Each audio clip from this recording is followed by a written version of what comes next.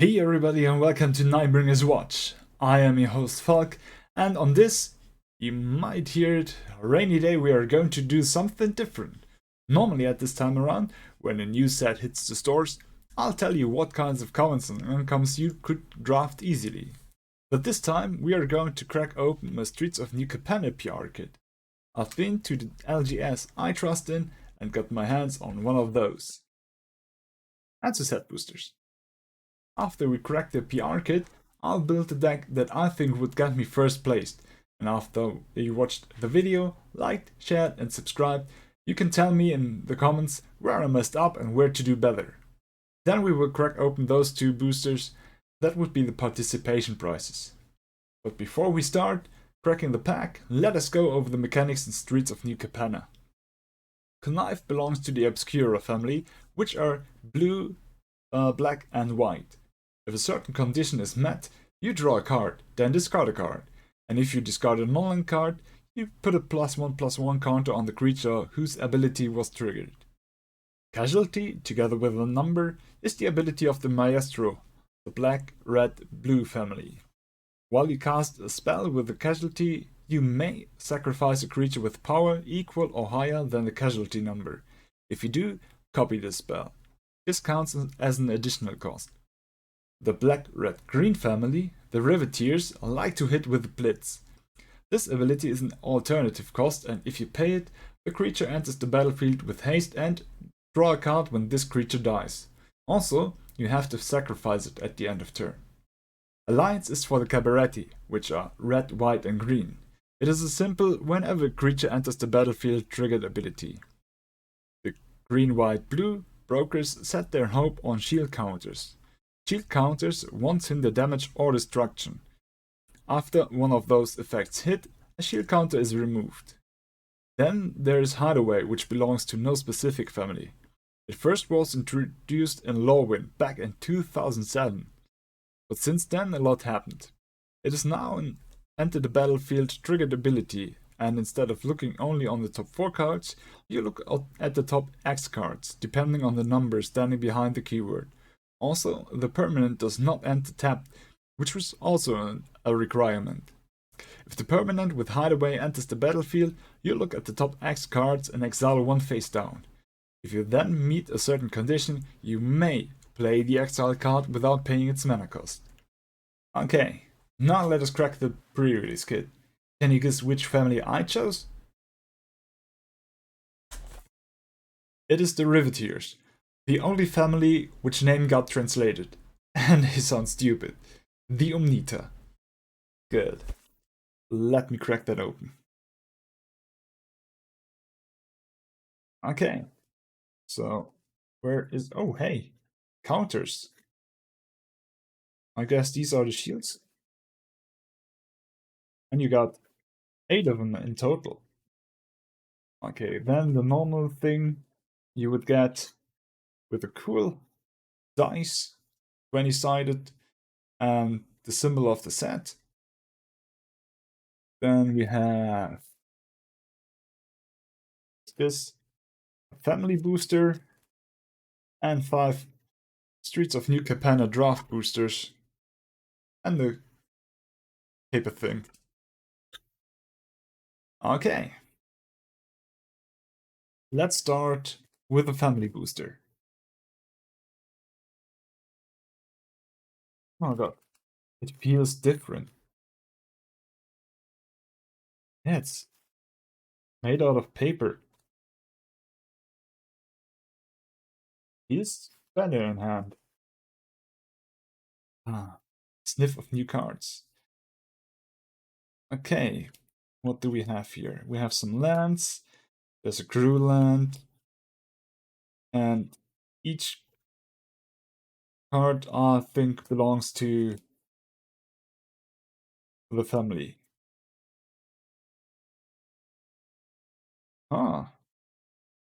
Treasure token. And a card called Leichenwäscher. And Zäher Außenseiter. Okay, I decided to do it a bit different. I opened the booster, then I checked how the cards are spelled in English and what they exactly do. And now I'm going to show you exactly what cards we got. First off, we got a treasure token on one side and a rogue token on the other one. Good. Then we have Race's Ring. It is a Grew land which enters tapped, and for 2 red and green, tapping and sacrificing, you can draw a card. Then we have the Rivetier's Overlook. This land is sacrificed as it enters the battlefield. If done so, you search your library for either a forest, a mountain, or a swamp, put it onto the battlefield tapped, and then you gain 1 life. Antagonize is a red instant for 1 and red, which grants a target creature +4/+3 until end of turn. Sticky Fingers is a red creature aura for red. It grants menace, and whenever this creature deals combat damage to a player, create a treasure token. Also, you draw a card when an enchanted creature dies. The Rivetier's Initiate is a 2/2 red creature for 1 and red, which can gain Death Touch until end of turn if you pay 1 and either green or black.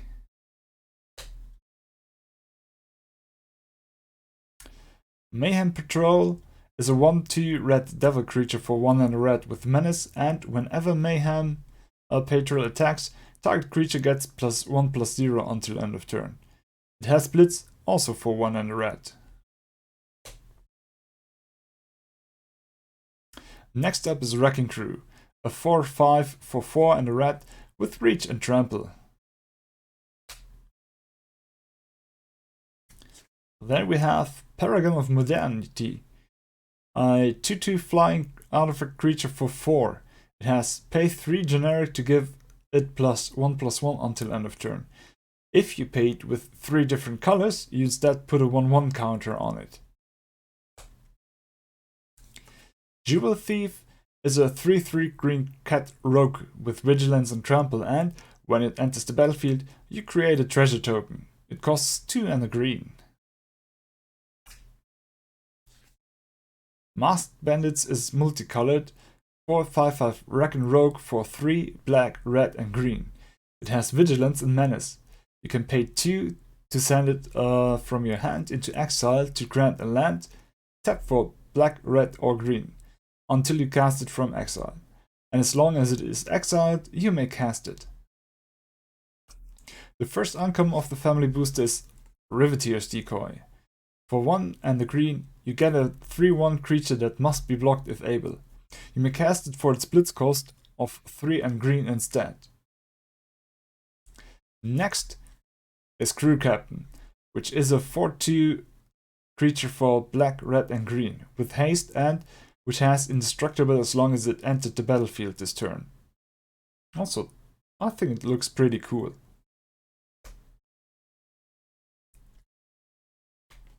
Torch Breath is up next. It's a red instant for X and red that costs 2 generic less if it targets a blue permanent. It can't be neutralized and deals X damage to a creature or planeswalker. The rare of the booster is Tenacious Underdog. It's a 3/2 black creature for 1 and a black and the blitz keyword for 2 black black and paying 2 life. Also, if it is in your graveyard, you can cast it for its blitz cost. The promotion card is Body Launderer. This is a spy because it belongs to the Obscura. It's also a 3/3 black creature for 2 black black. It has Death Touch, and whenever another non-token creature you control dies, it connives. When it itself dies, you return another target non-rogue creature with equal or lesser power from your graveyard to the battlefield. Okay, I cracked those tasty booster packs, and this deck is what I came up with. I stayed with the family I chose, though I got some nice cards from different families. First, let us talk about the lands. We have 4 basic forests, 4 basic mountains, 3 basic swamps. Then we got 2 races ring for red and green, 1 tramway station for red and black mana, and to search for our basics we got 1 Rivetier's Overlook and 1 Cabaretti Courtyard. This makes 60 lands in total. Also, we have 5 removals. Deal Gone Bad gives a creature -3/-3 until end of turn, good against indestructible creatures. Also, it lets you mill a player of your choosing for 3 cards. Strangle is a lightning bolt for creatures or planeswalkers. Also, we have 5 removals. Deal Gone Bad gives a target creature -3/-3 until end of turn, good against indestructible creatures. Also, it lets you mill a player of your choosing for 3 cards. Strangle is a lightning bolt for creatures or planeswalkers. Murder is your classical flat-out destroy target creature for 1 black and black, which has been printed in many editions before. First one has been M13 about 9 years ago. Then we have Arcspitter, an equipment card for 1 with equip 1. The equipped creature has the ability to deal 1 damage to a creature, blocking it for paying 1 generic mana. This is repeatable, so I'll count it as kinda removal. Torch Breath is the last one. This one can't be countered and costs 2 generic less if you target a blue permanent. Also, it deals X damage to a creature or planeswalker.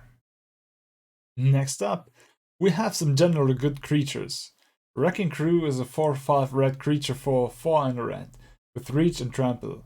Midnight Assassin is a 1/2 creature for 2 and a black with flying and death touch. Further, we have Paragon of Modernity. This is a flying 2/2 artifact creature.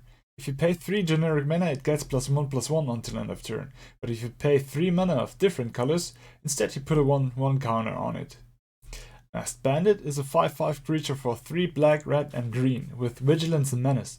But for 2 and exiling it from your hand, you grant the target land the ability to tap for black, red and green or green, until it is cast from exile, and as long as it remains exiled, you can cast it.